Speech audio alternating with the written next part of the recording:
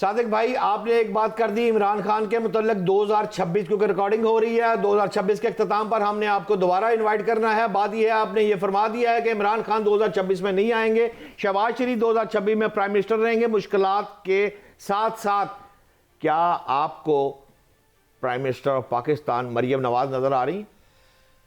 یہاں یہ ایک بات یاد رہے کہ انتہائی محترم جناب سہیل وڑائچ صاحب نے ان پر کالم لکھا تھا کہ مستقبل میں پرائم منسٹر کی امیدوار ہوں گی, تو میں نے ان سے پہلے یہ باقاعدگی سے لفظ استعمال کیا تھا کہ محترمہ مریم نواز شریف صاحبہ زبردست قسم کی کراؤڈ پولر ہیں. ان کے ہاتھ پر یہ علامت جو پائی جاتی ہے وہ اس بات کو ظاہر کرتی ہے کہ غیر معمولی قسم کی power of speak and speech کے ساتھ زبردست قسم کی کراؤڈ پولر ہیں.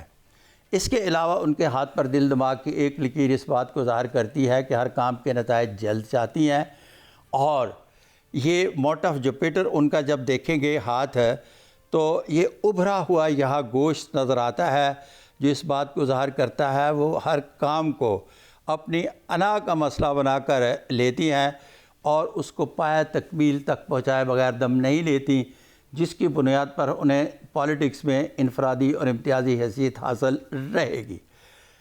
ان کے پرائم منسٹر بن جانے کی نہیں, وہ پرائم منسٹر کی اگلی امیدوار ہوں.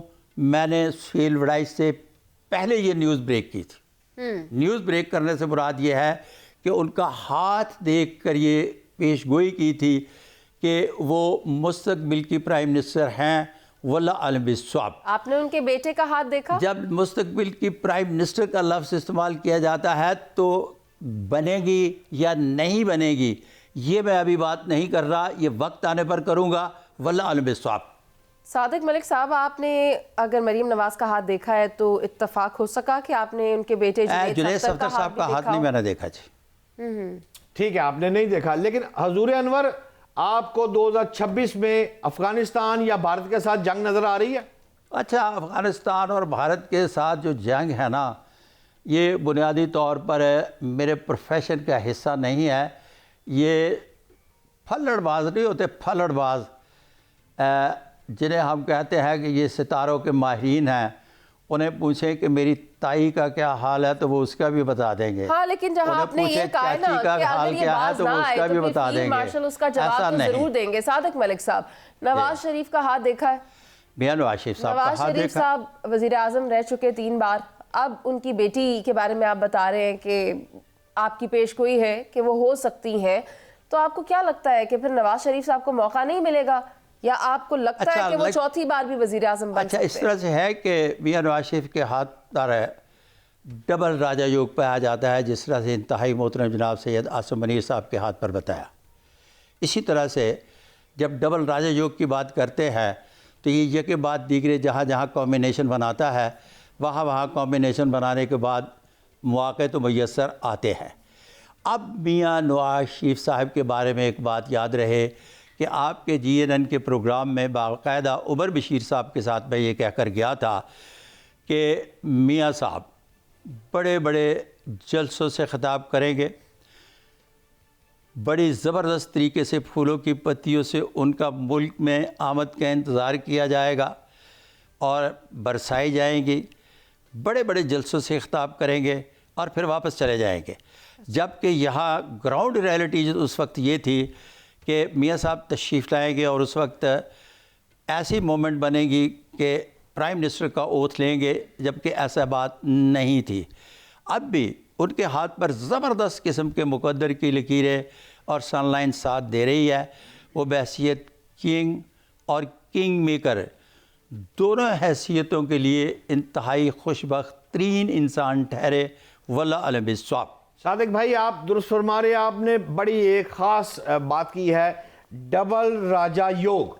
آپ نے جو فرمایا یہ ڈبل راجہ یوگ ہے, یہ فیلڈ مارشل عاصم منیر صاحب کے ہاتھ میں ہے, پھر آپ نے فرما دیا کہ یہ نواز شریف صاحب کے بھی ہاتھ میں ہے. تیسرا شخص کون ہے جس کے ہاتھ پہ آپ نے اپنی پوری زندگی میں دیکھا؟ عمران خان صاحب کے ہاتھ پر. عمران خان صاحب کے ہاتھ پر بھی ڈبل راجہ یوگ پایا جاتا ہے, اور ڈبل راجہ یوگ کا ہرگز مقصد یہ نہیں کہ ڈبل راجہ یوگ والے جو ہیں وہ اقتدار میں ہی رہتے ہیں, نہیں. اس کا قانون میں نے شروع میں بیان کر دیا کہ جہاں جہاں مقدر کی لکیر اور سن لائن ساتھ بناتی ہے وہاں مزید گول کرتے ہیں، جہاں نہیں بناتی وہاں مشکل بھی پیدا کرتی ہے۔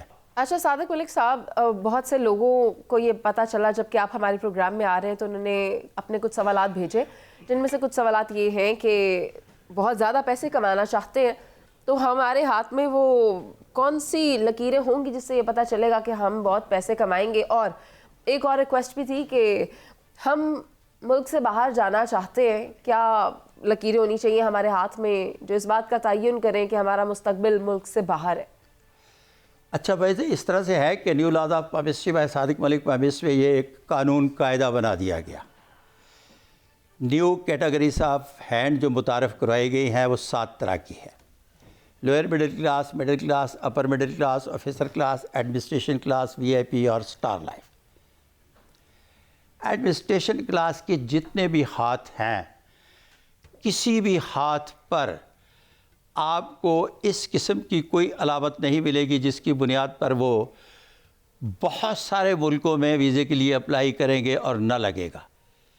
آفیسر کلاس کے لوگ جو ہیں ان کے ہاتھ پر ہے بہت سارے ملکوں کے ویزے لگ جاتے ہیں لیکن بہت سارے انتہائی محنت کے بعد۔ اپر مڈل کلاس کے ویزے لگتے ہیں لیکن بعد از خرابی بسیار۔ جیسے ہی آپ وی آئی پی کلاس پہ آتے ہیں، آپ کا ہاتھ ویسے وی آئی پی کلاس کا ہے، اور وی آئی پی کلاس کی 7 کیٹیگریز ہوتی ہے۔ 7 کیٹیگریز میں جو پہلی کیٹیگری ہوتی ہے نا، وہ ہوتی ہے طرز بود و باش، رہائش اور اسباب آسائش کے سلسلے میں۔ جبکہ آپ وی آئی پی گھر میں پیدا نہیں ہوئیں، آپ خود وی آئی پی ہیں اور آپ کو وی آئی پی کی سہولتیں حاصل تھیں ہیں اور ساری زندگی رہیں گی۔ اس کا مطلب یہ ہے کہ آپ کا ہاتھ وی آئی پی ہے تو آپ جس بھی ملک کے لیے اپلائی کریں گے۔ معذرت چاہتا ہوں صادق بھائی، آپ ہماری قابل احترام اینکر کا پورا شجرہ نسب تو نہ ہمیں بتائیں، وہ بعد میں بتا دیجیے گا۔ مجھے صرف ایک سوال کا جواب دیجیے گا۔ میرا خیال ہے انہوں نے جیلسی فیل کر لی ہے نا۔ کوئی بات نہیں بٹ صاحب، اور میرا آپ سے آخری سوال یہ ہے کہ جب آپ تشریف لا رہے تھے تو آپ نے تحقیق کی، آپ نے اسٹڈی کی اگلے سال کو 2026 کو، تو کون سی ایک ایسی بات لگی جس سے آپ کو ڈر محسوس ہوا، اور کون سی ایک ایسی بات آپ نے اسٹڈی کی جس سے آپ کو راحت محسوس ہوئی؟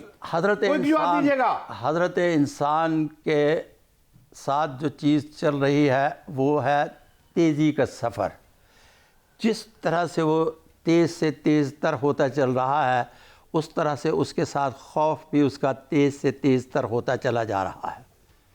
ایک زمانہ تھا کہ لاکھوں میں کوئی ایک فیئر آف انون کا شکار ہوتا تھا۔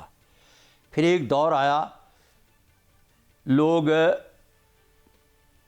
بہت زیادہ نہیں تو شاذ دیکھے جانے لگے، اور آج ہر تیسرا چوتھا آدمی فیئر آف انون کا شکار ہے۔ تو یہ جو خوف ہے نا، یہ تیزی کے ساتھ سفر کر رہا ہے، اور 2026 کے بعد بھی یہ سفر تو کرتا رہے گا، لیکن اسی خوف کے نتیجے میں ایک بات یاد رکھیے گا کہ حضرت انسان تیزی کا سفر بھی کر رہا ہے۔ واللہ اعلم بالصواب۔ بہت شکریہ آپ کا صادق صاحب کہ آپ نے وقت دیا۔